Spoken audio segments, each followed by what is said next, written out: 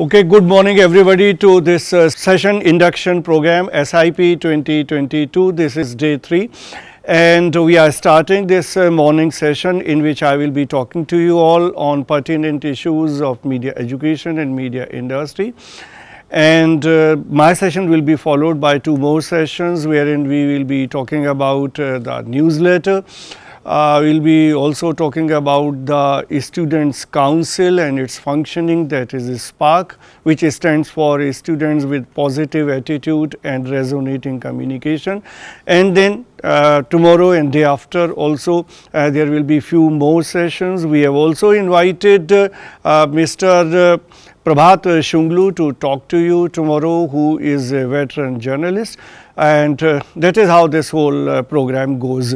And this today's session, this morning session with me, I have organized for the reason because I wanted you to clarify whatever doubts you have with regard to your education, with regard to your stay in Delhi Metropolitan Education during 3 years, and whatever you will be studying, you will be learning, what all is expected from you, what are your aspirations. We would also like to know all about that. And then what kind of industry is this, whatever ideas you might be having, but there is much more to that.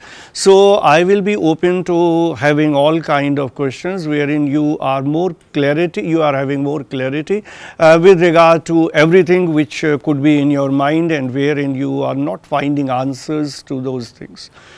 Okay, so I am not going to lecture. So, I would prefer that the questions are coming from your side and I respond to that all. So, yesterday also I told your teachers concerned to communicate this to you all, so that you come prepared to this session with your questions. Otherwise also in all your classes, in your studies, I would always prefer that whenever you are going to the class, you should always have some questions. You should never go blank to a class, which is a major problem in today's education, that you simply go to the class and sit there without having your physical or mental preparations. Like physical preparation means just now, as you were told, that you have to have pen and paper, because anything which is happening, that must be noted down or that must be documented, that must be recorded. This is one important lesson that you should learn in media. Anything which is happening should never go unrecorded, unnoticed. You would have seen for the last 3 days, whatever we do, that is in our record. So, the purpose of that also I should tell you what is the purpose of doing this all. This is helpful because once you note down something, once you record something, that is always available for your future use. So, whenever you want to refer to something, that is handy because you have already noted down the relevant things. And otherwise also, as far as the documentation part is concerned, which is again a vital area in education, or rather in every sector nowadays, whatever is happening, there has to be a documentation of that for future purposes. One is that your ready use, and then for future purposes, anybody who would like to go to this as to what all happened in this session, what kind of questions were asked and what answers were given, that is always available to the entire world. Media has made everything global. So, once anything is happening in this session, it is in record and it is put on the YouTube. Anybody in the entire world can have access to that.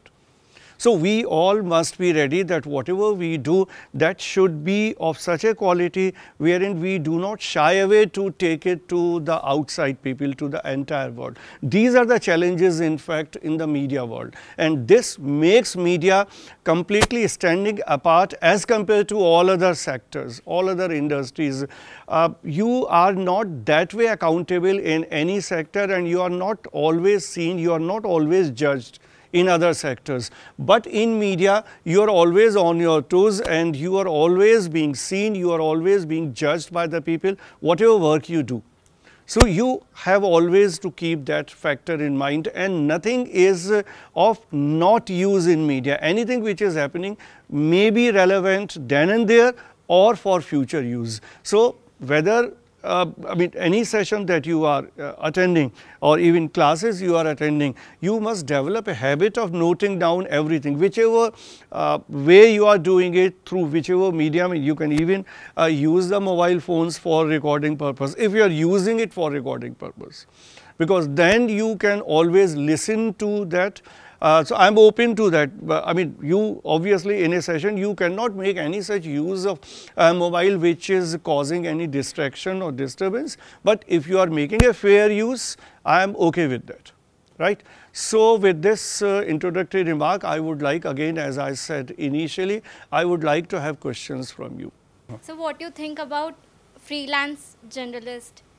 Freelance journalist. Freelance journalist, simple. Freelance journalists are the journalists who are not. नहीं sir, आपको point of view जानना है क्या कि freelance journalist आपको कैसे लगते हैं? नहीं, इसमें कोई व्यू पॉइंट का मतलब नहीं है, ये एक फैक्ट है, वो मैं बता दे रहा हूँ.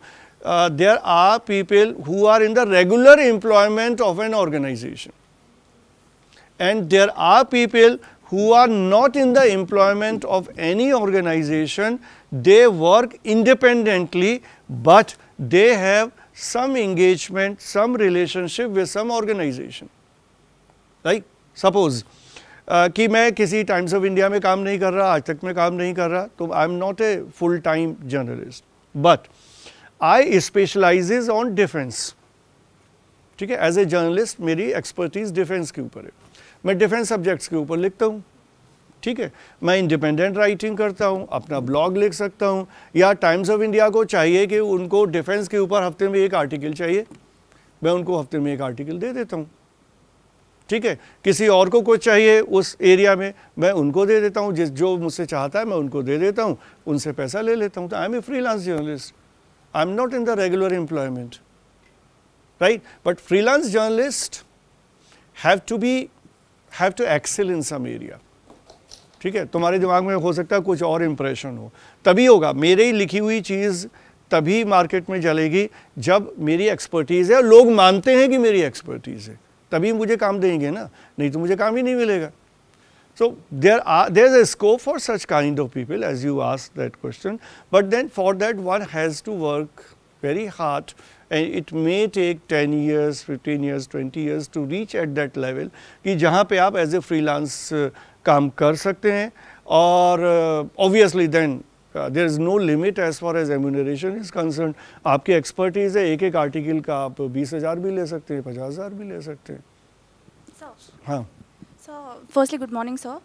I wanted to ask you about the types of journalism and what type of multiple career options we can opt for after like this BJMC course. Journalism में? Yeah, like the types of journalism. No, I will tell you the career options Yeah. perspective, because that sure. is what you are interested in. Yeah. In a structured news organization, right from the bottom, when you start, you are an intern, that you may be in the apprenticeship, you may be a trainee, then you may join as a reporter or as a sub-editor.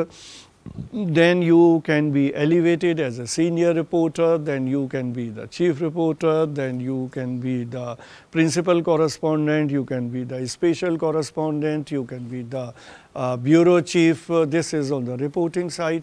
On the editing side, you can be a sub-editor, or more common term which is used nowadays is the copy editor, then the senior sub-editor, then the chief sub-editor, then the deputy news editor, then the news editor, then the assistant editor, then executive editor, managing editor. This is on the, this is, I mean, right from bottom to top. Reporting side I told you, editing side. In television channels, the designations and the departments are different. Like in print media, there are reporting setup and the editing setup. Entire journalism is divided into these two areas. So, joining the two is journalism. In television channels, the setup is a little bit different, but one basic thing will remain there. There will be a reporting setup and the editing setup, but the names that are used in the television channels are the input department and the output department. Input will be all that which is to be broadcast, which is to be in the bulletin is the input department. Output will prepare the bulletins, the voiceovers, the voice cast, the piece to camera, that will be the output. And then also there is an assignment. Assignment is completely the reporting setup. What all is to be covered on a day, what reports need to be filed. Accordingly, the teams are dispatched to cover different events, different locations. So, then you have the job again as a reporter.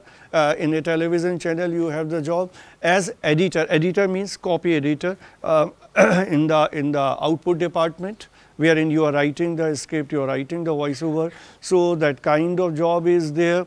Then obviously the on the graphics also there is a job opportunities. Graphics का television channel में काफ़ी काम है. Promo department is there. Promo मतलब जो तुम देखते होगे टेलीविज़न चैनल में बीच बीच में जो चीज़ें आती हैं वो दिस प्रोमो, तो प्रोमो का पूरा इंडिपेंडेंट डिपार्टमेंट है.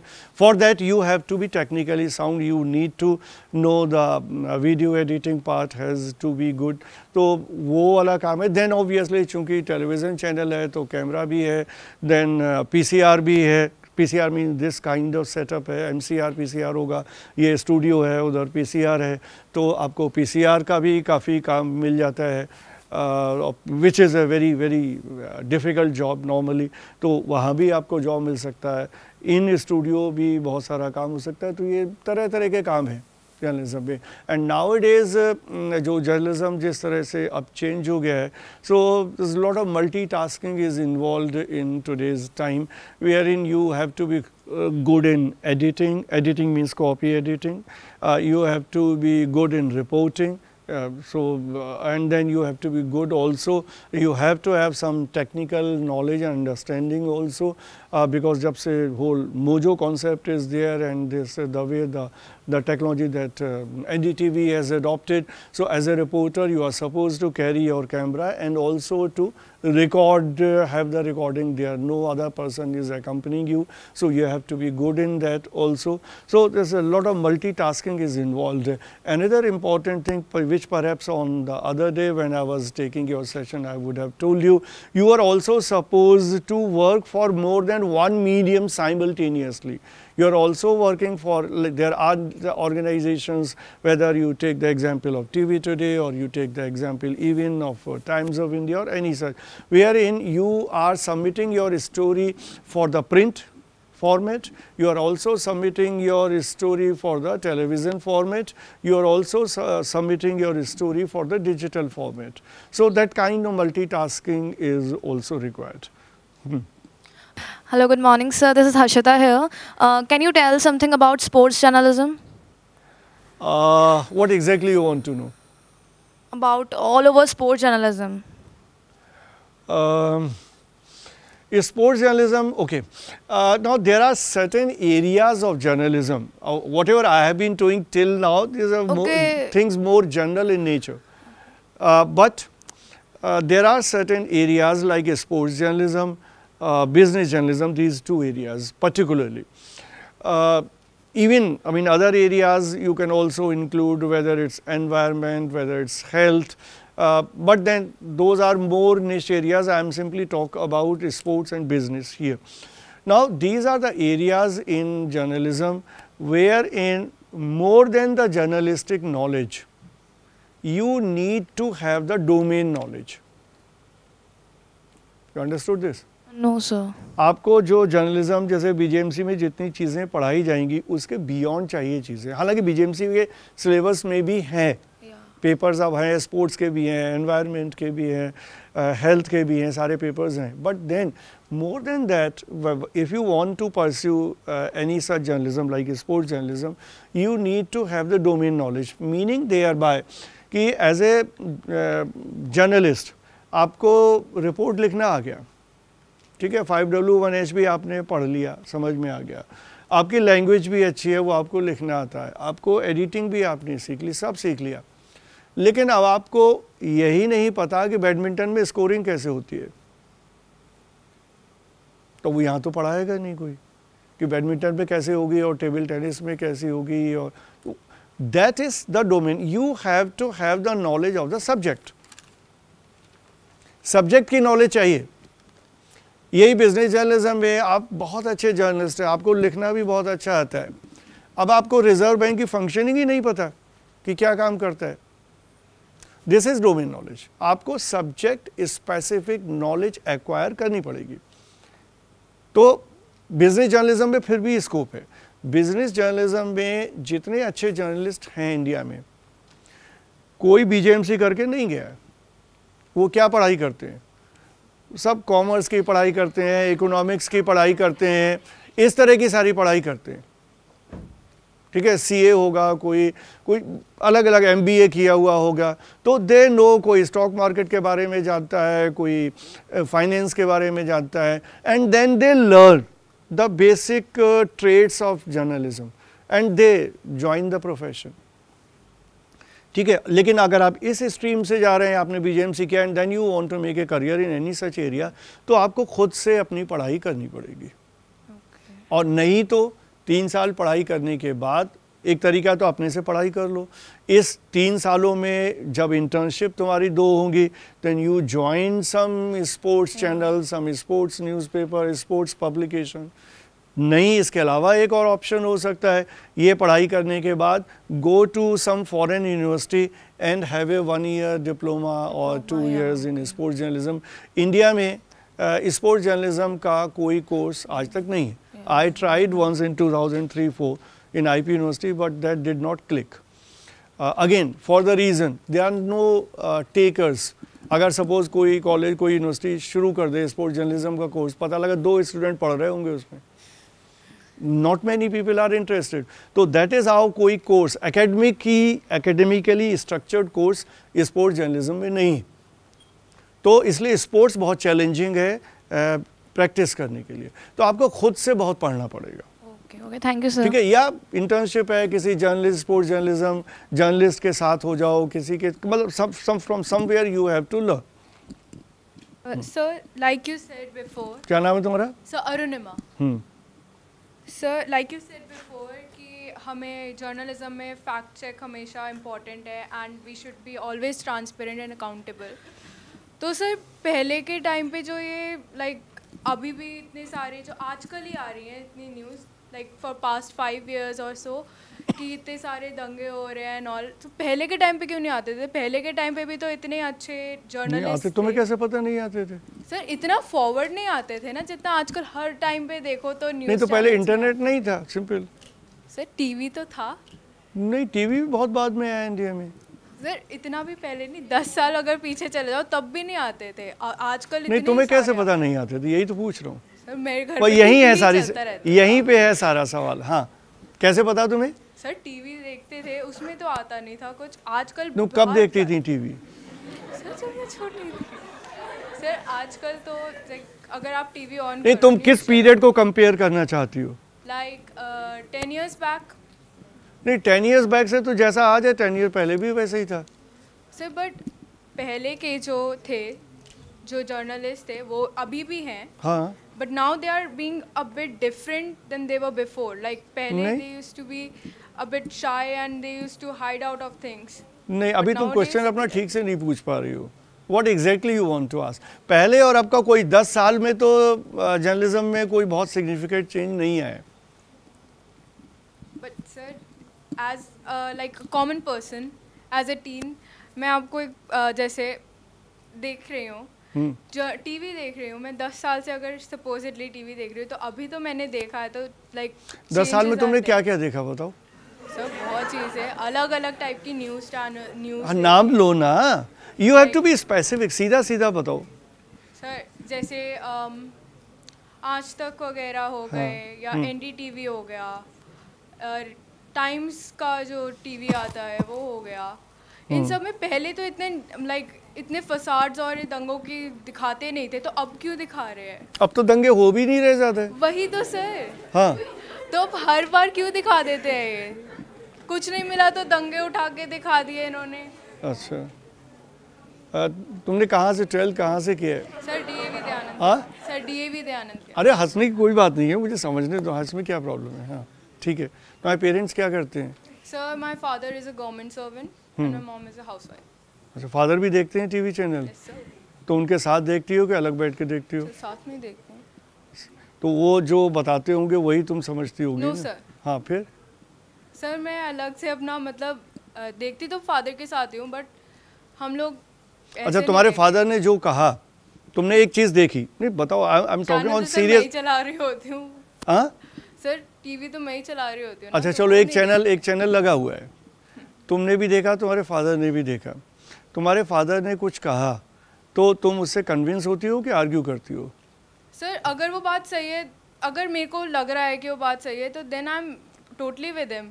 अच्छा किस बेस पे तुम्हें लगता है कि जो वो कह रहे हैं सही है, किस बेसिस पे लगता है कि वो जो कह रहे हैं सही नहीं है? Sir as my point of view, अगर मैं अपने पॉइंट ऑफ व्यू से देखूं, अगर वो बात तुम्हारा पॉइंट ऑफ व्यू कहाँ से आया? सर वो तो मेरे लिए आया। कहाँ से आया? जो मैं आसपास देख रही हूँ उन सब चीज़ों से। तुमने आसपास क्या देखा? आसपास जो देखा मतलब न्यूज़ में देखो सर, न्यूज़ तो इन्फॉर्मेशन देता है ना हमें। नहीं तुम मेरे सवालों का, तुमने आसपास क्या, आसपास से क्या मतलब है? Like all around the globe क्या चल रहा है, वो कहाँ से पता लगा तुम्हें? न्यूज़ एंड इन्फॉर्मेशन से। न्यूज़ कहाँ से आई तुम्हारे पास, वही तो पूछ रहा हूँ। ऑनलाइन या फिर TV. Which sources prominently use on the digital space? So Instagram and there is this TOI app, like Times of India का जो न्यूज़ ऐप है उससे। हाँ ठीक है, TOI ऐप तो ठीक है, चलो वैलिड काम है। हाँ सर और सारा समस्या यही, ये सभी के लिए प्रॉब्लम क्या है, हम सब लोग, तुम्हारे साथ ज़्यादा हो सकती है, मेरे साथ कम हो सकता है, सब लोगों के साथ जो प्रॉब्लम, मेजर प्रॉब्लम क्या है, हमारे जो न्यूज़ सोर्सेज हैं जिनको हम बहुत रिलायबल मानते हैं वो एक्चुअली रिलायबल होते नहीं, लेकिन हमें पता नहीं कि ये रिलायबल नहीं है, because we rely on that. ठीक है, तो एक तो ये मेजर प्रॉब्लम है जिसको एड्रेस करने की ज़रूरत है। मुश्किल है प्रॉब्लम, क्योंकि तुम्हारे पास वही 4 चैनल है, ए लगाया, बी लगाया, सी लगाया, डी लगाया, सब पे सेम नैरेटिव चल रहा है। वही तो सर हाँ, मेरा क्वेश्चन वही था मैं बोलना। तो तुम्हें सही चीज़ पता कहाँ से लगेगी?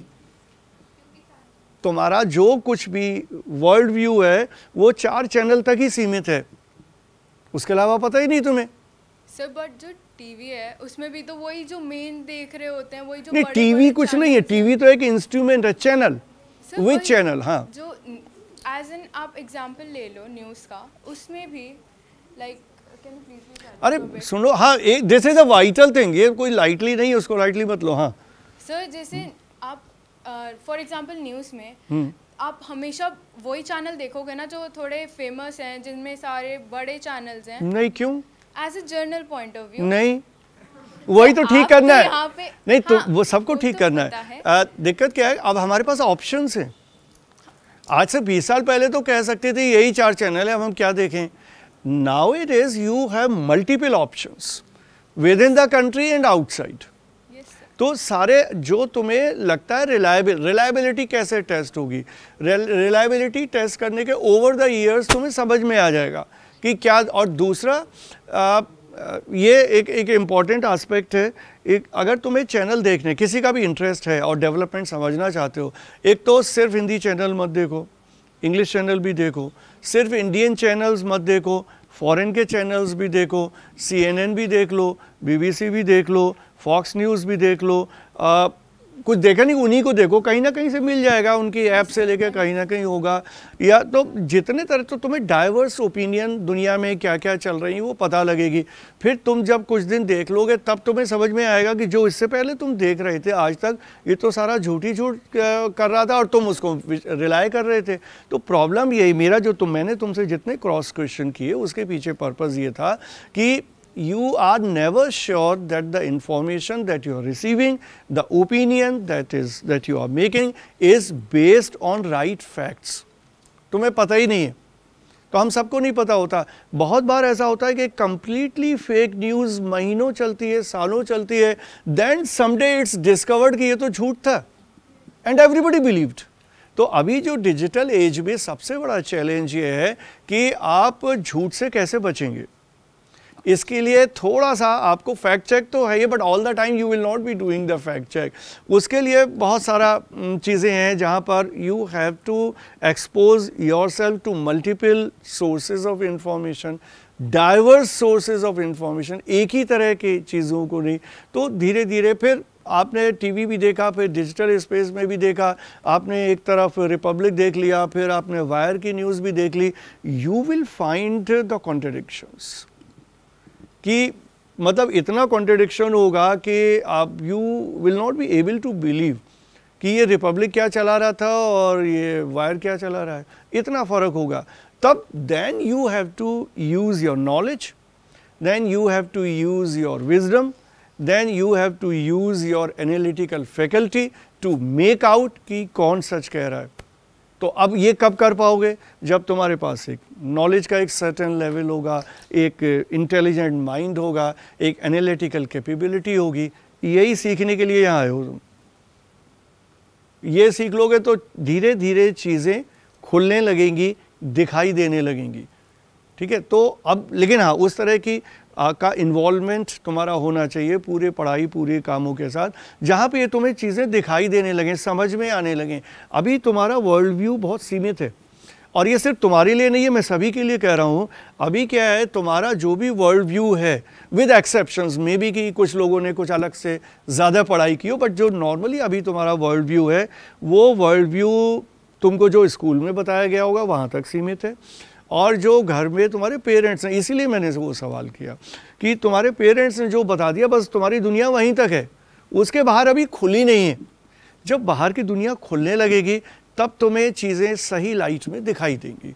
तो अपना वर्ल्ड व्यू खोलने की कोशिश करो। और आज के डिजिटल एज में इट्स टू इजी। पहले तो दुनिया को समझने के लिए आपको कहीं जाना पड़ता था, आप तो अब घर बैठे पूरी दुनिया को समझ सकते हैं। आप पूरी दुनिया की अलग अलग देशों की फिल्में देख डालें, अलग अलग देशों के ऑथर्स की किताबें पढ़ डालें, दूसरे देशों का जो भी न्यूज़ मीडिया है उसको आप देख लें। आप वॉशिंगटन पोस्ट, अब सब कुछ तो अवेलेबल है। वॉशिंगटन पोस्ट भी पढ़ सकते हो, न्यूयॉर्क टाइम्स भी पढ़ सकते हो। देखो तो तुम्हें समझ में आएगा कि इंडिया ने क्या कहा, भारत सरकार ने क्या कहा यूएस के बारे में, और वॉशिंगटन पोस्ट में इंडिया के बारे में क्या छपा है। ईजी, तुरंत समझ में आ जाएगा। तब तुम्हें समझ में आएगा कि जो भारत सरकार ने क्लेम किया था वो तो बिल्कुल ही झूठ था, एक्चुअली कुछ और है। तो लेकिन अब आप हमारा इंडिया में किसी का को पता ही नहीं, जो इन्होंने कहा वही फाइनल है, क्योंकि और कुछ वही मैं बोलने के लिए कह रही थी कि लाइक कोई भी कुछ भी बोलता है कि पहले भी और अभी भी, लाइक आपने बोला कि ज़्यादा चेंज नहीं है, वो तो हमें भी पता ही नहीं। तुम्हारे पहले से चेंज नहीं आया है। देखो मैं एक दो लाइन में ही बता देता हूँ अगर तुम लोग समझ पाओ। Journalism has undergone tremendous changes from 1947 till date. लेकिन उसको तो अगर समझना और पढ़ना है तो एक जर्नलिज्म है 1947 से लेके यू कैन से 1970 तक मोस्टली। बहुत ज़्यादा मैं डिवीज़न नहीं कर रहा, ये कंफ्यूज हो गए। 70 तक, 47 से 1970 तक। दूसरा जर्नलिज्म 1971 से लेके 1984 तक या 1980 तक लगा लो। मतलब कौन सा पीरियड जिसमें बहुत ज़्यादा टर्मोइल था, जिसमें बहुत ज़्यादा गरीबी थी, जिसमें बहुत ज़्यादा अनएम्प्लॉयमेंट था, जिसमें इमरजेंसी लगी, प्रेस का रिप्रेशन हुआ, फिर सरकार बदली, प्रेस का रिप्रेशन ख़त्म हुआ। तो वो पीरियड 71 से लेके 80-81 तक का पीरियड, ठीक है। उसके बाद से 80 से 90 का पीरियड, वो पीरियड जिसमें राजीव गांधी थे, और फिर जितने मेजर चेंजेस हुए दुनिया में, ठीक है, इंडिया में, सॉरी, जितने मेजर चेंजेस हुए इंडिया में उस 10 सालों में, जिसमें हमारी जो यूनिवर्सल एडल्ट फ्रेंचाइज है, मतलब जो वोटिंग राइट आया 21 से 18 हो गया, जिसमें हमारे देश में टेलीफोन आ गया, टेलीफोन ही नहीं था पहले, जिस पीरियड में हमारे देश में कंप्यूटर आ गया 80 से 90 का पीरियड, ठीक है। तो जो भी चेंजेस तुम्हें दिखाई पड़ेंगे पॉलिटिकल फ्रंट पे, मीडिया के फ्रंट पे, वो आपको दिखाई देंगे कि 70 से 80 में क्या था, 80 से 90 क्लियर चेंज दिखाई देगा, ठीक है। उसके बाद 91 के बाद जब इकोनॉमिक लिबरलाइजेशन आया, जो तुम लोगों ने पढ़ा भी होगा, इकोनॉमिक लिबरलाइजेशन आया, वहाँ से लेके अनदर 10 ईयर्स 12 ईयर्स जो चेंजेस आए, क्या चेंजेस आए मीडिया के फ्रंट पे, मीडिया के फ्रंट में चेंजेस आए कि सैटेलाइट टेलीविज़न आ गया, ठीक है। मीडिया के फ्रंट पे चेंजेस आए 97 में, 24 आवर्स न्यूज़ चैनल आ गया। मीडिया के फ्रंट पे चेंजेस आए कि रेडियो ब्रॉडकास्टिंग प्राइवेट सेक्टर में आ गया, ठीक है। ये 90 से 91 से 10 साल के बीच में हुआ। उसके बाद से 2004 ऑनवर्ड्स आप देखें, फिर जब इंटरनेट आ गया, then it's a different world. तो पिछले 15-20 सालों में जो है वो दुनिया एक ही है। तो जब तुम पहले की बात कर रही हो तो तुम्हें 21वीं शताब्दी के ये जो 22 साल हैं, इसको पिछली शताब्दी के पिछले डिकेड से तुलना करनी पड़ेगी। तब वो पहले हुआ, ये अभी हुआ। तुम्हारा जो पहले है वो अभी है, वो एक ही है कि सर फिर अभी हाँ। तो ये 5-6 पार्ट में बांटोगी तब तुम्हें चीज़ें समझ में आएंगी। Good morning sir. First of all sir, आपने भी जैसे मेंशन किया कि आपको अलग अलग चैनल्स देखने पड़ेंगे, डिफरेंट पर्सपेक्टिव्स जानने पड़ेंगे। सर मैं ये चीज़ फॉलो अप कर रहा हूँ। सर जैसे अभी एक एग्जांपल लेते सर, फार्मर्स प्रोटेस्ट हुआ था लखीमपुर खीरी में। एक चीज़ हुई थी जहाँ शायद कुछ प्रोटेस्टर्स के ऊपर गाड़ी चढ़ा दी गई थी बीजेपी की, उनके थ्रू।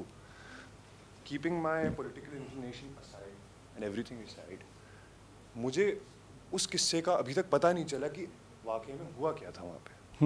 तो सर वो एक सच जानना जो एक हर इंडिविजुअल का राइट है, वो एक इंसान कैसे कर सकता है sir as an audience? Sir कौन से इंसान को तो करना बड़ा मुश्किल है। तुम एज ए सिटीजन क्या, you have to use different sources to find out what exactly happened. यही ना, तो you have to have access to newspapers, television channels, the independent media, news portals, or you need to read the independent writers. You may even access to international channels and all to find out. और तो कोई तरीका नहीं। दूसरा तरीका है कि you go to the field and investigate yourself. So these are the ways. Thank you sir. और तो कोई तरीका है नहीं। Thank you sir. वैसे कुछ चीज़ें ऐसी हैं जिनको जानने और समझने में ज़्यादा दिक्कत नहीं है। If you have an independent mind, you have an open mind, तो दिख जाती हैं चीज़ें। बहुत सारी चीज़ें आपको, अगर बहुत एनालिटिकल दिमाग है, इंडिपेंडेंट दिमाग है, आपका कहीं से कोई एफिलिएशंस नहीं है, कोई आपकी बायसेस नहीं है, तो दिख जाता है। उतना भी मुश्किल नहीं। लोग मारे गए ये फैक्ट है ना, है? और अपने आप तो नहीं मरे लोग, है ना। इसका मतलब कि चाहे एक गाड़ी चढ़ाई, जिसने चढ़ाई, जो भी चढ़ाई, तभी मरे, ठीक है। उसके बाद अगर आपको, ठीक है, पुलिस या लॉ इन्फोर्समेंट एजेंसीज़ पे कितना भरोसा है या नहीं है, नॉर्मली सब लोग करते हैं। मेरा ज़्यादा भरोसा नहीं है पर्सनली, क्योंकि मुझे पता है कि क्या करते हैं सब। लेकिन फिर भी वो उसको अरेस्ट किया, जो मिनिस्टर है उसके लड़के को अरेस्ट किया, है ना। वो जेल में भी गया और उसको अभी छूटा है, वो भी बेल पे छूटा है। तो इसका मतलब there is something black in the bottom, कुछ तो है ना। तो इतना तो पता लग ही गया हमें। उसके आगे जो भी है वो बहुत डिटेलिंग नहीं भी पता। इतनी बेसिक बात तो पता है कि गाड़ी चढ़ाई गई और लोग मरे, और जिस पे भी ऊपर आरोप था वो जेल में है एंड इज़ बीइंग प्रोसिक्यूटेड। इतना तो क्लियर समझ में आ रहा है, इसमें कोई डाउट है नहीं। So like if we say India is a multi-party like government system, so sir, like you said that Republic channel is authorized by BJP MP. So sir, like ज़्यादातर तो मतलब आजकल गवर्नमेंट ऑथराइज्ड ही हो रहे हैं, और हमें जैसे गवर्नमेंट ऑथराइज नहीं हुआ, मतलब जैसे किसी पर्टिकुलर मतलब कोई भी पार्टी में, हाँ, तो उस बेसिस पे लाइक हमें कोई पॉलिटिकल न्यूज़ पढ़नी है किसी पार्टी के बारे में, तो लाइक कोई अपने मतलब जिससे भी ओन मतलब कोई भी कर रहा है वो पर्टिकुलर चैनल या नेटवर्क, तो सर हमें मतलब सच वाला कैसे पता चलेगा? नहीं, कभी नहीं पता लगेगा। बहुत मुश्किल काम है। सच पता करने का वही तरीका है, मैंने ऑलरेडी बताया तुम्हें अपना थोड़ा सा नॉलेज लेवल बढ़ाना पड़ेगा। एक न्यूज़ कोई तुम नहीं पता कर पाओगे, मतलब तुम्हारा जो वर्ल्ड व्यू है वो तुम्हें खोलना पड़ेगा, ठीक है। उसके लिए तुम्हें थोड़ा और पढ़ाई करनी पड़ेगी, कुछ चीज़ों को और जानना पड़ेगा, अपनी जो विजडम है उसको ज़्यादा अप्लाई करना पड़ेगा, दिमाग को एनालिटिकल बनाना पड़ेगा। ये एक प्रोसेस है, ये कोई ऐसा नहीं है जादू कि आपने खबर पढ़ी फिर अभी सही है गलत है। वो एक कॉन्टेक्स्ट में ही चीज़ें समझ में आएंगी आपको। तो ये इसीलिए पढ़ाई की ज़रूरत है, इसीलिए आए हो ना। पढ़ने के साथ साथ चीज़ों को समझोगे और सीखोगे। Thank you. शॉर्टकट्स नहीं है कि मैं तुम्हें बता दूं कि ऐसे हो जाएगा और ऐसे हो गया। बहुत मुश्किल काम है ये चीज़ें पता करना। और वैसे तो खैर तुम्हें अभी पढ़ाया जाएगा, बट अगर मुझसे कोई पूछता है मैं उसको 8-10 चीज़ें बता देता हूँ। अगर उसको मीडिया में, जर्नलिज्म में, किसी भी एरिया में सक्सेसफुल होना है तो उसको क्या चाहिए, बहुत ईजी है, 1 2 3 4 करके बता दूंगा, यूज़ तुम्हें कर दें। कर लोगे तो तुम्हें ये सब जितनी प्रॉब्लम्स है सब समझ में आने लगेंगी, नहीं कर पाओगे तो कुछ भी समझ में नहीं आने आएगा। ठीक है, सबसे पहले अपने देश को जान लो। ठीक है, number 1, know your country. Know your country means कि कितनी स्टेट्स हैं ये देख लो, कितनी यूटीज़ हैं, कितनी लैंग्वेजेस बोली जाती है, कितनी तरह के कल्चर हैं, स्टेट वाइज किस किस स्टेट में किस तरह के इश्यूज़ हैं, किस तरह के लोग हैं, किस तरह के फेस्टिवल्स हैं, ये सारा जान लो। Know your country. तुम में से कोई भी अपने देश को नहीं जानता होगा, ओपिनियन सबकी होगी, इसीलिए समझने में दिक्कत आती है ना, अपने देश को ही नहीं जानते आप। So know your country. पहले कुछ तो पढ़ा दिया जाएगा, थोड़ा बहुत तो कोर्स में भी है, लेकिन सिर्फ कोर्स के सहारे नहीं होगा, सेल्फ स्टडी करनी पड़ेगी। आई डू नॉट नो कितने लोगों की आदत है सेल्फ स्टडी करने की, बट मेरा इंप्रेशन ये है कि ज़्यादातर लोग नहीं पढ़ते। अब पढ़ोगे ही नहीं तो कोई ऊपर से भगवान आके तो वरदान तो दे नहीं देंगे कि तुम एकदम ज्ञानी हो गए 1 मिनट के अंदर। ठीक है, तो अब पढ़ना पड़ेगा। तो ये आपने इतना, पहले तो नो योर कंट्री, ये पहली शर्त है। दूसरा, know your political system. Constitution पढ़ डालो, बेसिक्स पढ़ डालो, पूरा नहीं पढ़ने की ज़रूरत है, उसको समझ लो, बहुत सारे चीज़ें अवेलेबल हैं डिजिटल स्पेस में ही। तो अपना कॉन्स्टिट्यूशन हम भी पढ़ाएंगे, आपके सिलेबस में ही है, लेकिन अपने से एफर्ट्स करो। कौन से पॉलिटिकल सिस्टम अपने देश का समझो, अपने देश का इकोनॉमिक सिस्टम समझो। हाँ, लेकिन अपने देश के बारे में ही मैं पहले पढ़ने को कह रहा हूँ, दुनिया के बारे में नहीं कह रहा हूँ। लेकिन हाँ, एक रेफरेंस रहेगा कि आप इंडियन इकोनॉमिक सिस्टम के बारे में पढ़ रहे हैं। जैसे कल ही फाइनेंस मिनिस्टर का बयान आया कि हमारा जो रूपी गिर रहा है वो एक्चुअली रूपी का स्लाइड नहीं है, it's a strengthening of dollar. इसलिए जब मैं कह रहा हूँ कि इंडियन इकोनॉमिक सिस्टम के बारे में पढ़ोगे तो आइसोलेशन में नहीं पढ़ना है, इंटरनेशनल पर्सपेक्टिव में ही चीज़ों को समझना है। तो कितना उन्होंने करेक्ट बोला, नहीं बोला, तो ये कैसे समझोगे आप करेक्ट बोला नहीं बोला? इसके लिए आपको इंटरनेशनल इकोनॉमी में क्या हो रहा है ये समझना पड़ेगा। इसके लिए आपको ये समझना पड़ेगा कि डॉलर क्यों स्ट्रेंथन हो रहा है। इसके लिए आपको ये भी समझना पड़ेगा कि दुनिया में जो रिसेशन की बात हो रही है वो क्यों हो रही है। इसके लिए आपको ये भी समझना पड़ेगा कि जो क्रूड के दाम हैं वो लगातार क्यों नीचे गिर रहे हैं, गिर रहे हैं। हाँ, तो अपडेट नहीं हो तुम ना, तो इसका पर मीडिया में ये इम्पोर्टेंट है, जो अभी है वो 1 मिनट के बाद नहीं होगा। यही मीडिया की ब्यूटी है और यही एक्साइटमेंट और थ्रिल है जिसकी वजह से मेरे जैसे लोग मीडिया में आते हैं। तुम लोग क्यों आते हो तुम्हें पता होगा, अपने बारे में बताया कि ये जो एक्साइटमेंट है कि 1-1 मिनट पे दुनिया बदलती है और हर 1 मिनट पे आपको नई चीज़ मिल रही है, विच इज़ एक्साइटिंग, उसमें मज़ा आता है। जर्नलिज्म में कोई इसीलिए आता है, उसको मज़ा आता है कि अभी देखो अभी ये हो गया, अभी वहाँ पर जो ये चेंजेस हो रहे हैं, बहुत फास्ट पेस चेंजेस, ये हर मिनट बदल रहा है। तुम्हारे पास 15 दिन पुरानी खबर है,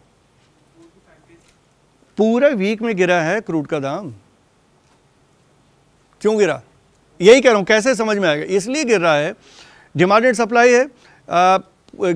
दाम इसलिए गिर रहा है कि पूरी दुनिया में इस वक्त रेसेशन है, ये शायद किसी को भी नहीं पता होगा। ठीक है, तो रेसेशन मतलब चल रहा, अभी फॉर्मल रेसेशन नहीं अनाउंस हुआ है, बट से डाउनवर्ड ट्रेंड वर्ल्ड इकोनॉमी में। तो जो वर्ल्ड इकोनॉमी में डाउनवर्ड ट्रेंड है, उसकी वजह से क्या हो रहा है कि लोगों में डर है, पूरी दुनिया में लोगों में डर है। डेवलप्ड कंट्रीज़ में, यूरोप में डर है कि अभी और बुरे दिन आने वाले हैं। तो जैसे ही ये डर होगा कि अब बुरे दिन आने वाले हैं, तो क्या करेगा कोई भी आदमी? अपना खर्चा रोक देता है, खर्चा कम करेगा ना, कि कल को पता नहीं क्या होगा। तो जैसे ही खर्चा कम करेंगे तो सबसे पहले खर्चा कहाँ कम होगा? लग्जरी के ऊपर। बेसिक खाना खाना तो बंद नहीं कर सकते, लग्जरी पे खर्चा बंद करेंगे। तो जैसे ही आपने लग्जरी पे खर्चा बंद किया तो क्या होगा? क्रूड के दाम घटेंगे। सारा यूरोप सब हीटिंग पे चलता है, सारा गैस और उस पे चलता है। ठीक है, जाड़े आने वाले हैं, तो अब सब लोगों ने अपना सिस्टम बदला है। लोगों ने एसी चलाना, उसके पॉल्यूशन की वजह से नहीं, खर्चे की वजह, इकोनॉमिक रीज़न से कम हो रहा है। तो क्या हो रहा है कि क्रूड की डिमांड घट रही है, क्रूड की जैसे ही डिमांड घट रही है, दाम नीचे आ गया, सीधा डिमांड सप्लाई का है। तो जैसे ही दाम घटे तो ये जो रेसेशनरी ट्रेंड है, दिस विल अफेक्ट एवरीबडी। उसकी वजह से जो भारत का रिजर्व बैंक है वो 3 बार से इंटरेस्ट हाइक कर रहा है। तो आपको ये समझना पड़ेगा इंडियन इकोनॉमिक, लेकिन समझना हर चीज़ इंटरनेशनल पर्सपेक्टिव से है, दुनिया बिल्कुल अलग है। ये केवल इंडिया का जब मैं कह रहा हूँ, समझना सब है। तो इंडियन इकोनॉमिक सिस्टम आपको समझना पड़ेगा, ठीक है। इंडियन हेरिटेज समझना पड़ेगा, हेरिटेज बहुत ज़रूरी है। तो आपको हेरिटेज समझोगे, कल्चर समझोगे, तो तुम्हें रिलीजन से संबंधित इश्यूज़ भी समझ में आने लगेंगे। जो ये सब लड़ाइयाँ हिंदू मुस्लिम होती रहती हैं, ये भी समझ में आने लगेंगी। लेकिन ये जब पढ़ोगे तब समझ में आएंगी। किसी दूसरे ने तुम्हें समझा दिया कि ये मुसलमान ख़राब होते हैं या हिंदू ख़राब होते हैं, उससे नहीं समझ में आएगा, अपने से पढ़ना पड़ेगा। तो जब ये सब पढ़ाई करोगे तब तुम्हें ये जो प्रॉब्लम्स हैं ना, ये प्रॉब्लम आसान हो जाएंगी, कम हो जाएंगी या ख़त्म भी हो जाएंगी, क्योंकि तुमको चीज़ें दिखने लगेंगी। फिर तुम जो कंपेयर कर रही हो, फिर तुम कंपेयर करो कि इंडिया में क्या हो रहा है, पाकिस्तान में क्या हो रहा है, बांग्लादेश में क्या हो रहा है। कहीं मत जाओ, इंडिया को बांग्लादेश से ही कंपेयर अभी कर लो, आज ही कर लेना। इंडिया और बांग्लादेश का कंपेयर कर लेना, बहुत दूर नहीं जाना। हाँ हाँ, तब तुम्हें समझ में आएगा कि बांग्लादेश तो हमसे आगे निकल गया। और कन्वेंशनल दिमाग में क्या भरा गया है सबके कि बांग्लादेश मतलब कुछ नथिंग, बांग्लादेश हमारे आगे क्या है, हम तो वर्ल्ड पावर हैं। हमें पता ही नहीं कि वो हमसे तो आगे निकल चुका है। लेकिन तुम्हें किसी मीडिया ने बताया ही नहीं होगा कि बांग्लादेश आगे निकल गया। हमारी सारी टेक्सटाइल इंडस्ट्री बर्बाद कर दी बांग्लादेश ने, सारा एक्सपोर्ट दुनिया को बांग्लादेश कर रहा है, और सारा मीडिया तुम्हें बता रहा है कि इंडिया तो वर्ल्ड पावर है। यहाँ है प्रॉब्लम। तो तुम्हें पढ़ना पड़ेगा, और कोई तरीका नहीं। जब तुम ये पढ़ लोगे अपने से, सपोज बांग्लादेश के बारे में तुमने पढ़ा और उनको लगा कि उनकी जीडीपी भी हमसे बेटर है, उनका एक्सपोर्ट भी हमसे बेटर है, तब तुम सवाल करोगे कि इंडियन मीडिया तो हमें कुछ और बता रहा है।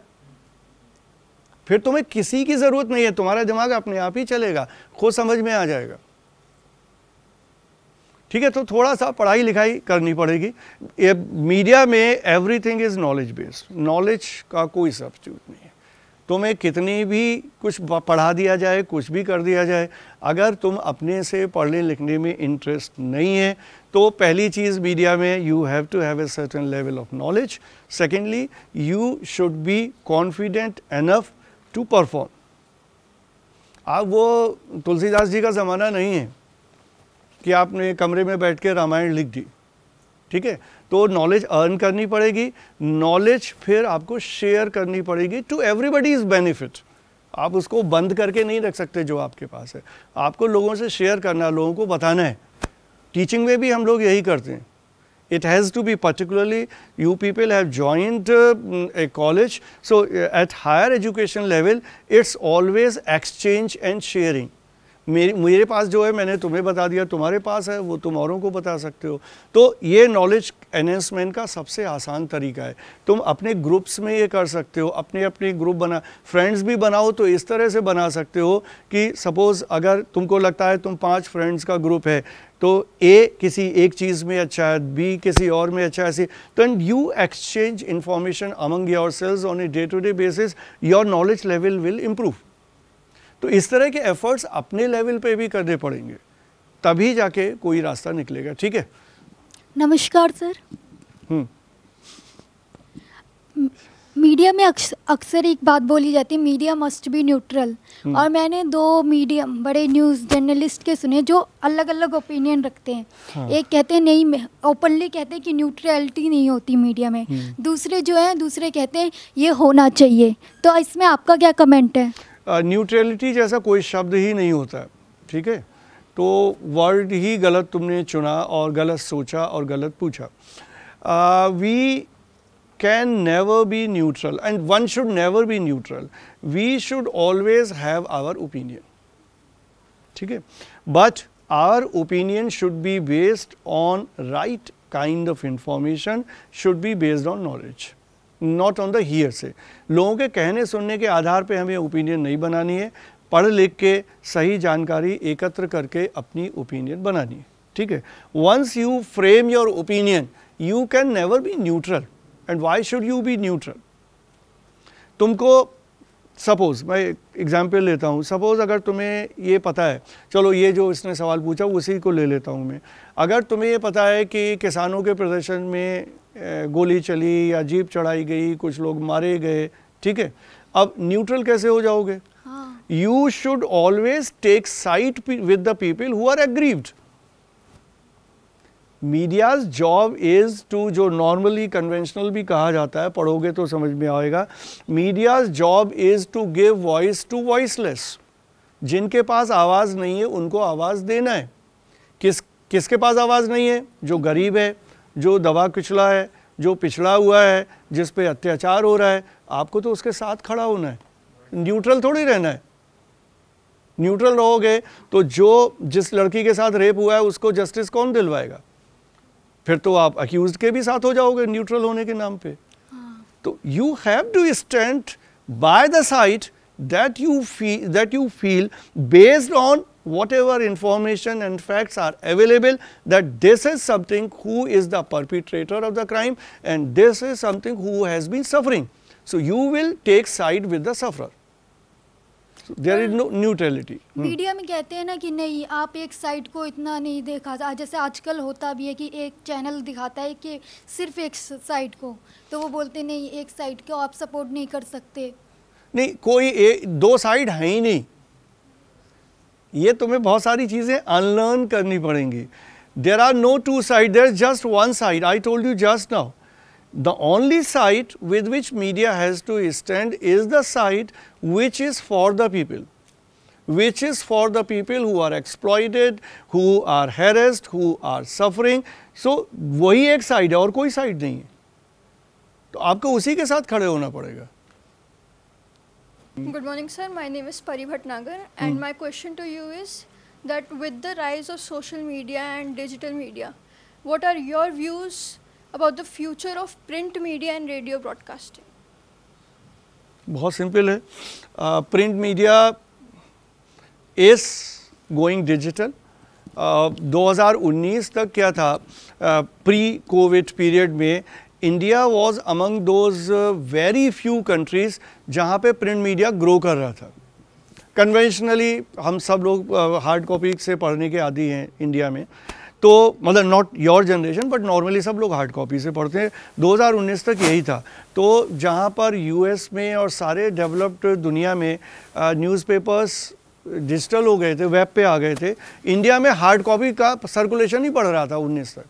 20 के बाद इंडिया जो इम्पैक्ट आया कोविड का, उसके बाद हम इंटरनेशनल ट्रेंड के साथ आ गए, क्योंकि लोगों ने अखबार मंगाना बंद कर दिया, पढ़ना बंद कर दिया। तो अब इंडिया में प्रिंट मीडिया मतलब हार्ड कॉपी का डाउनवर्ड ट्रेंड है, जो which is in harmony with the international trend. पहले हम उल्टा चल रहे थे, अब हम दुनिया के साथ हैं। हार्ड कॉपी नहीं है बट प्रिंट मीडिया मतलब वेब एडिशंस हैं। मतलब हुआ कि आप टाइम्स ऑफ इंडिया तुम्हें पढ़ना है तो टाइम्स ऑफ इंडिया की वेबसाइट पे जाके उनका अखबार पढ़ लो। तो वो क्या है, हर घंटे अपडेट भी कर रहे हैं उसको। नहीं तो प्रिंट मीडिया में मतलब हार्ड कॉपी तो एक दिन के बाद अपडेट होती थी, ठीक है। तो प्रिंट मीडिया है बट वो वेब प्लेटफॉर्म पे। आज के समय में तो करियर की कोई प्रॉब्लम ही नहीं है। आप अकेले बैठ के एंटरप्रेन्योर, कितने तुम लोगों में से हैं भी कुछ लोग, आई बिलीव, वो अपना ही यूट्यूब बना के पैसा कमा लेते हो। क्या करना करियर का, वही तो करियर है। अल्टीमेटली आपको 1 लाख रुपए कमाने, आप ऐसे ही कमा ले रहे हो और अपनी बात भी लोगों तक पहुंचा दे रहे हो। तो कहाँ करियर की प्रॉब्लम है? Career does not mean seeking A job somewhere. Again ये बड़े पुराने माइंडसेट हैं। तुम हो तो नई जनरेशन के माइंडसेट पुराने वाले कैरी करोगे तो कैसे काम चलेगा? ये 30 साल पहले की समस्या थी कि नौकरी कहाँ मिलेगी, अब तो नौकरी मिलना ही नहीं है। You can be your own self employer. और रेडियो में भी टेक्नोलॉजी ने सब बदल दिया। देखो मीडिया इज़, ये एक लाइन की बात लिख लो और इसको बाद में चिंतन मनन करना, media is all about technology. Content है, लेकिन मैं ये भी नहीं कहूँगा कंटेंट सेकेंडरी है, कंटेंट तो प्राइमरी है। लेकिन आप बहुत अच्छा लिखते हैं, लोगों तक कैसे पहुँचाएंगे अपनी लिखी हुई चीज़ को? You need a technology. तो media is all about technology. आज से नहीं, 1780 में भी वही था। अब वो अलग पूरा है, मैं अब उसको पढ़ाने के लिए कि कैसे टेक्नोलॉजिकल डेवलपमेंट के साथ साथ जर्नलिज्म बदला है दुनिया में, वो अलग से मैं किसी दिन पढ़ा सकता हूँ। तो टेक्नोलॉजी से ही सब कुछ हुआ है। नई प्रिंटिंग मशीन आ गई, वीकली न्यूज़पेपर डेली न्यूज़पेपर हो गया, जब तक नहीं आई नहीं हुए। सैटेलाइट टीवी आ गया, टीवी हमारे घर घर में आया, जब तक सैटेलाइट टीवी नहीं आया हमारे पास नहीं, हम नहीं देख पा रहे थे टीवी। जब इंटरनेट आ गया अब हम 24 घंटे चलते फिरते वीडियो बनाते हैं, देखते हैं, जब नहीं था तो नहीं कर सकते थे, तो सब बदल गया। तो मीडिया का फॉर्म और शेप बदलता है और टेक्नोलॉजी के साथ साथ मीडिया कहीं नहीं जाता, वो वहीं है। रेडियो बदल गया, रेडियो पहले हमारा टेरेस्ट्रियल ब्रॉडकास्टिंग था, ठीक है, अभी भी है। इंडिया में सैटेलाइट आया, कुछ दिन के लिए नहीं चला, ठीक है, तो टेरेस्ट्रियल आया, अब टेरेस्ट्रियल के बाद सारा इंटरनेट बेस्ड आ गया आपका रेडियो, अब पॉडकास्टिंग हो रही है। तो रेडियो तो रहा, रेडियो का फॉर्म बदल गया, जो कन्वेंशनल फॉर्म था तो वो पॉडकास्टिंग में आ गया, मीडिया कहीं नहीं गया। लिखना, बोलना और दिखना ये तो रहेगा ना दुनिया में, तो प्रिंट भी रहेगा, रेडियो भी रहेगा, टीवी भी रहेगा, कहाँ जाएगा। जॉब्स की जो कॉम्पिटेंट लोग हैं उनको जॉब के लिए कोई दिक्कत नहीं है, जो पढ़ना लिखना नहीं चाहते उसको तो फिर क्या कर सकते हैं। हम कोशिश करेंगे ऑब्वियसली, लेकिन जितनी कोशिश हम करेंगे वो हमारी कोशिश होगी, तुम्हारी तरफ से कोशिश नहीं होगी तो फिर सिर्फ एडमिशन लेने से थोड़ी करियर बन जाएगा। Sir, do you really think कि fair journalism exists in this country? Because fair journalism और true journalism, because कई बार हम लोग देखते हैं कि जो भी ऐसे चैनल्स हैं जिनका जो पॉलिटिकल व्यू होता है वो हमारी गवर्नमेंट के साथ में नहीं मिलता है, तो उन पे आजकल ईडी की जो है रेड हो जाती हैं, इनकम टैक्स की रेड हो जाती हैं। बड़े बड़े जर्नलिस्ट हैं, फॉर एग्जांपल मैं डायरेक्ट नाम लूँगा, रवीश कुमार, एनडीटीवी, बरका दत्त, तो आजकल ये लोग घर से जो है रिपोर्टिंग कर रहे हैं क्योंकि इनको इतने ज़्यादा थ्रेट्स आते हैं। तो आपको कहीं ना कहीं क्या कमेंट है आपके इसके? जर्नलिज्म तो फिर एक तरीके से यही हो गया ना कि जो पार्टी है आपको उसी के साथ ही चलना पड़ेगा। आपके रियल थॉट्स कहाँ पे हैं?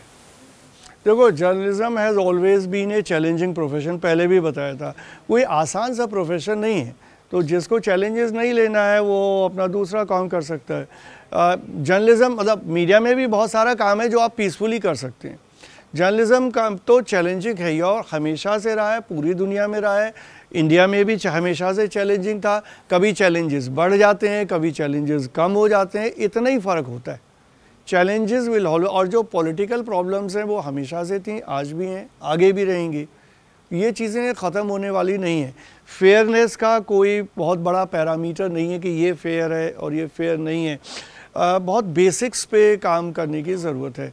बेसिक्स का मतलब हुआ, जैसे मैंने बताया कि अगर आप समझ लें सारी चीज़ों को, देश को, तो आपको फेयरनेस समझ में आ जाएगी। अब इसमें फेयर या अनफेयर, आप बताइए कि अगर रेप हुआ, ठीक है, तो अब वो अनफेयर हुआ, उसमें फेयरनेस आप नहीं ढूंढ सकते। हाँ, ये हो सकता है किसी को फॉल्सली इम्प्लिकेट कर दिया हो, कुछ प्लांट कर दिया हो, या लड़की ने किसी को फंसाने के लिए कर दिया हो, वो जो है that's part of your investigation. तो वो आपको as a journalist you can investigate and you can try to find out that. बाकी फेयरनेस का कोई ऐसा मापदंड नहीं है कि तुमने पूछा और मैंने बता दिया। आपको इसके लिए सिर्फ और सिर्फ आपको पढ़ाई करनी पड़ेगी। जैसे जैसे आप दुनिया आपके सामने खुलती जाएगी, आपको अलग अलग विचारधाराएं समझ में आने लगेंगी, आपको बहुत सारी चीज़ें जैसे जैसे समझ में आएंगी वैसे वैसे आपको आसानी से चीज़ें दिखने लगेंगी। और ऐसा नहीं है, पूरी दुनिया की प्रॉब्लम है, बार बार सिर्फ डिग्रीज़ का फ़र्क है। एक ऑर्गेनाइजेशन है, पढ़ लेना उसके बारे में। There is an organization which is called consortium of investigative journalist और समथिंग, देख लेना। ये इंटरनेशनल लेवल पे एक बॉडी बनाई गई है जिसमें दुनिया के बहुत सारे देशों के न्यूज़ ऑर्गेनाइजेशन मेंबर्स बन गए। और ये काम क्या करते हैं? ये काम करते हैं मिलके, ये जहाँ जहाँ करप्शन है, बड़े केसेस को आइडेंटिफाई करके इन्वेस्टिगेट करते हैं। तो एक इन्वेस्टिगेटिव स्टोरी पे 10 देश के जर्नलिस्ट मिल के काम करते हैं, ठीक है, जिसका नतीजा क्या होता है कि नवाज शरीफ की कुर्सी चली जाती है क्योंकि नवाज शरीफ का करप्शन सामने आ जाता है, जिसकी वजह से इंडिया में बहुत सारे लोग एक्सपोज हो जाते हैं। वो दूसरी बात है कि इंडिया में उसका कोई एक्शन नहीं हुआ, फॉल आउट नहीं हुआ। तो क्या है कि जर्नलिज्म को समझना, ये सबसे मुश्किल बात अब मैं आगे कहने जा रहा हूँ, जो शायद ज़्यादातर लोगों को एक्सेप्ट करने में दिक्कत आएगी। जर्नलिज्म जो है वो बियॉन्ड नेशनैलिटी है। ठीक है, तुम्हारे जो बम्बार्डमेंट होता है तो वो तुम्हारा जो माइंड फिक्स है, तो ये समझना मुश्किल है। Journalism is beyond nationality, beyond religion, beyond race, beyond caste, beyond ideology. बहुत मुश्किल काम है, ठीक है। आप फंस जाते हैं, अरे अपनी सरकार के खिलाफ कैसे करें, अरे ये तो हमारे देश का, ये विदेशी है, भले ही हमारा स्टैंड गलत हो और वो विदेशी का सही हो, लेकिन नहीं, तो हम अपने देश के साथ रहेंगे, सही स्टैंड के साथ नहीं होंगे। तो ये जो प्रॉब्लम है, जबकि ये बिल्कुल अनफाउंडेड है। जो हिक्कीज़ का गज़ट मैंने बताया, पूरी तुम हिस्ट्री पढ़ लेना अपने से। अब मैं केवल पॉइंट ऑफ थॉट तुम्हें दे के जा रहा हूँ। पूरी 1780 से लेकर 1947 तक अंग्रेज़ों का ही राज था देश में। सबसे ज़्यादा जो हैरेसमेंट हुआ वो इंग्लिश जर्नलिस्ट का हुआ। क्यों? वाइट लोग ही रूल कर रहे थे, वाइट ही जर्नलिस्ट थे। क्यों किया? सरकार को थ्रेटन फील हो रहा था ना, तो कलर और रेस ने काम नहीं किया। नहीं तो होना क्या चाहिए था आज का जो मापदंड के हिसाब से, कि अंग्रेज थे तो अंग्रेज सरकार के साथ रहते। नहीं हुआ ना ऐसा, तो पर हम इंडियन होते हुए इंडियन सरकार के साथ क्यों रहते हैं, क्यों रहना चाहते हैं? If there is a wrong policy, write about that. यही काम है ना जर्नलिस्ट का। But we opt not to write because this is our government. तो फिर तो सारे जितने ब्रिटिश जर्नलिस्ट थे उनको भी नहीं लिखना चाहिए था। जो फाउंडेशन है जर्नलिज्म की, वो सारे जो उन जर्नलिस्ट ने इस देश में डाली है जर्नलिज्म की, जो इंडियन नहीं थे। हम उसी लीगेसी को आगे बढ़ा रहे हैं। जर्नलिज्म के बेसिक्स की अगर हम बात करें तो जर्नलिज्म की इन सारी चीज़ों से जब आप अलग हट के सोचेंगे तब आपको जर्नलिज्म समझ में आएगा। अब वो जो नवाज शरीफ की कुर्सी गई तो उसमें पाकिस्तान के भी 2 जर्नलिस्ट थे जिस टीम ने इन्वेस्टिगेट किया था। तो वो तो कहता है मेरे कंट्री की बात है, मेरा प्राइम मिनिस्टर है, मैं तो नहीं करता इन्वेस्टिगेशन। नहीं हुआ ऐसे। तो ऐसे नहीं होता। Journalism is too difficult to understand. और वो तुम्हारे समय में जो ये अच्छी बातें हैं टेक्नोलॉजी की और इंटरनेट की, जो मैं अभी तक बात की, ख़राब बात यह है कि तुमको जो फीड किया जाता है वो बहुत डिफरेंट है। तुम्हें बहुत सारी चीज़ों को अनलर्न करना, जैसे अब मैंने तुम्हें कई चीज़ें आज बता दी, बहुत सारी चीज़ों को अनलर्न करना पड़ेगा, नई लाइट में देखना पड़ेगा, फ्रेश पर्सपेक्टिव में देखना पड़ेगा कि जो मैंने अभी तक समझा था और देखा था क्या चीज़ें वैसी ही हैं कि अलग हैं। तो वो जो चर्निंग का प्रोसेस तुम्हारा चलेगा, अगर वो चलता है तो धीरे धीरे चीज़ें दिखाई देने लगेंगी। नहीं चलेगा तो ऐसे ही चलेगा, नहीं दिखाई देगा। ठीक है।